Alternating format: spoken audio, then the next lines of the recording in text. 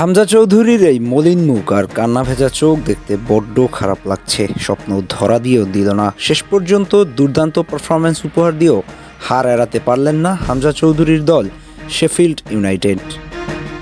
গতকাল রাতে English championship play অফের ফাইনালে হামজা চৌধুরীর শেফিল্ড ইউনাইটেড মুখোমুখি হয়েছিল সান্ডারল্যান্ডের সাথে।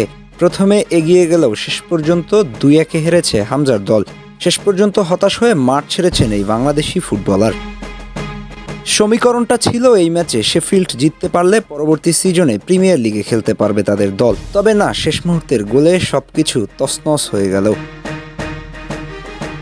তবে এত হতাশার মাঝেও একজন বাংলাদেশি সমর্থক হিসেবে হামজার পারফরম্যান্সে আপনি খুশি হতেই পারেন।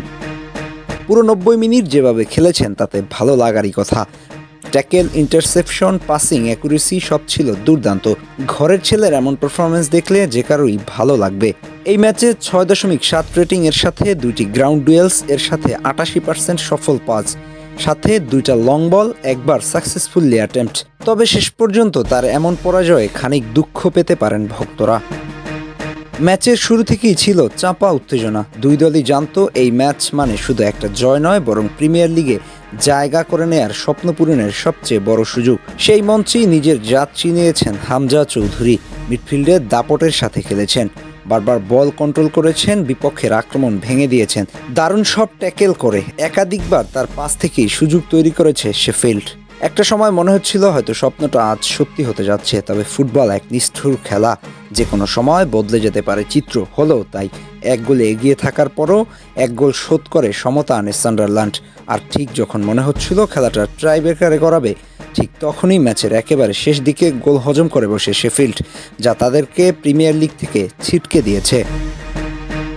হয়তো জয় নিয়ে মাঠ ছাড়া হয়নি হামজার, কিন্তু পারফরম্যান্স দিয়ে প্রমাণ করেছেন তিনি এখন আর সম্ভাবনাময়ী ফুটবলার নয়, বরং পরিণত ফুটবলার।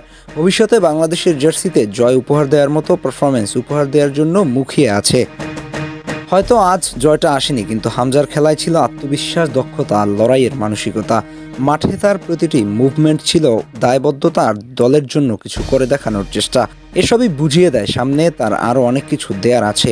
সময়ের সাথে সাথে সে নিজেকে নিয়ে গেছে অনন্য উচ্চতায়।